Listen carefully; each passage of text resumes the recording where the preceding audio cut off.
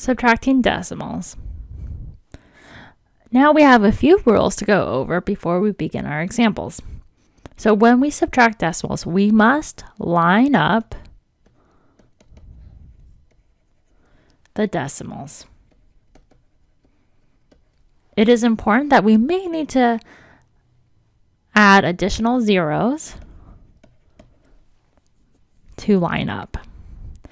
And then just like in subtraction with whole numbers, we begin subtracting from right to left. So now let's look at an example here. Example 1. John went into AutoZone to buy an oil filter and windshield wiper blades. The cost with tax was $41.14. John paid $45 in cash. What was his change back? So for this problem, we'll be subtracting. So we take the $45 and put it on top.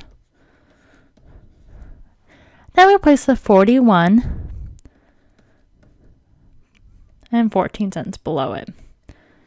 Now you can see that we lined up our ones together on this column and then our tens. And then we have some zeros to add on the 45. So we'll put a decimal right there after the 1. After the 1 spot. And then we will put 0, 0. Now we begin to subtract. So we can't do 0 minus 4. So what we need to do is borrow all the way from the 1 spot because this is also a 0. So this 5, we're going to borrow a whole 1. So 5 minus 1 is 4. Then we're going to place that 1 that we borrowed into making that 10th spot in the decimals into 10. Then we need to also borrow from here. So we're going to borrow whole tenths and we're going to place 10 minus 1, which is 9. So then we can go ahead and place that we borrowed. So now that our hundreds become into, instead of 0, now we have 10. So 10 minus 4 is equal to 6. Now we begin to move to the left. 9 minus 1 is equal to 8. Then we're going to go ahead and place that decimal below. Now 4 minus 1 is equal to 3, and 4 minus 4 is equal to 0. So his change back would be $3.86.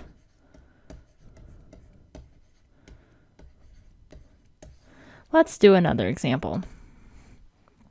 The odometer read 78,456.8 miles. Then the family went on a trip. The odometer then read 81,535.5 miles. How many miles did they travel for the trip? So let's go ahead and place the larger number on the top again.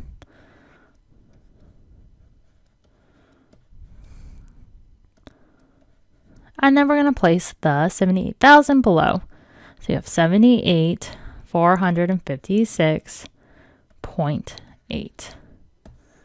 Now we can begin to subtract as we don't need to add any zeros. So we start on the far right. 5 minus 8, which can't be done because 5 is smaller than 8. So we're going to need to borrow. So we have this 5. We're going to make it a 4 as we borrow a whole 1 from it. And then we're going to place that 1 in the 10th spot. So now we have 15 minus 8, which is equal to 7. Then we're going to bring that decimal down. Now we're going to move to the left. Now 4 minus 6 can't be done because 4 is smaller than 6. So we need to borrow. So we will borrow from the 3 because it's directly to the left of it. So 3 becomes a 2. And then this now becomes 14. So 14 minus 6 is equal to 8.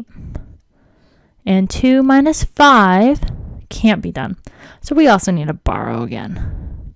So we borrow to the left of it, which is a 4, because 5 minus 1 is 4. And we then borrow that whole 10. So now this 2 becomes a 12. So 12 minus 5 is equal to 7. 4 minus 4 is equal to 0. And now 1 minus 8 can't be done, so let's borrow again. So this 8 becomes a 7. And then we borrow that whole 10, and we make it now 11 instead of 1. 11 minus 8 is 3, and 7 minus 7 is 0. So the family trip was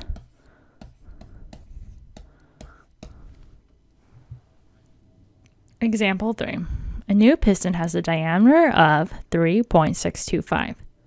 The older worn piston has a diameter of 3.6107. What is the size difference between the two? So we're going to go ahead and place the larger number on the top. So we have 3.625.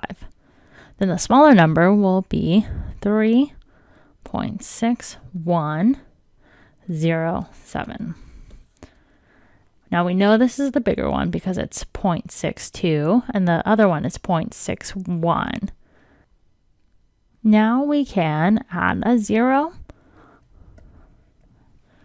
above the 7. So now we have the same amount of place values for both numbers. So now we can begin to subtract. So 0 minus 7 can't be done. So let's go ahead and borrow from the 5. 5 minus 1 is 4. Now that 0 becomes a 10. So 10 minus 7 is 3. And 4 minus 0 is 4.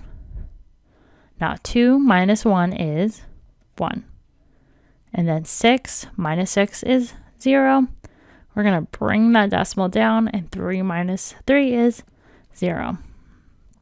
So the difference between the two in sizes is 0.0143. So let's do one final example. A cylinder diameter measures 3.1256 inches at the top and 3.1197 inches at the bottom. How much taper does the cylinder have? So let's go ahead and place the larger number on the top and then the smaller number on the bottom. And let's begin to subtract. So we can't go 6 minus 7 because 6 is smaller. But we can borrow from the 5, make that a 4, and then we have 16 minus 7. 16 minus 7 is 9. And then let's move to the left now. 4 minus 9 can't be done. So we need to go ahead and borrow from the 1 to the left of it. The 2 minus 1 is 1. And let's place that extra 10 to make it a 14 now. So 14 minus 9 is equal to 5. Then we move to the left. 1 minus 1 is 0. 1 minus 1, also 0. Bring that decimal down. 3 minus 3 is 0. So how much taper does it have? It has 0.0059.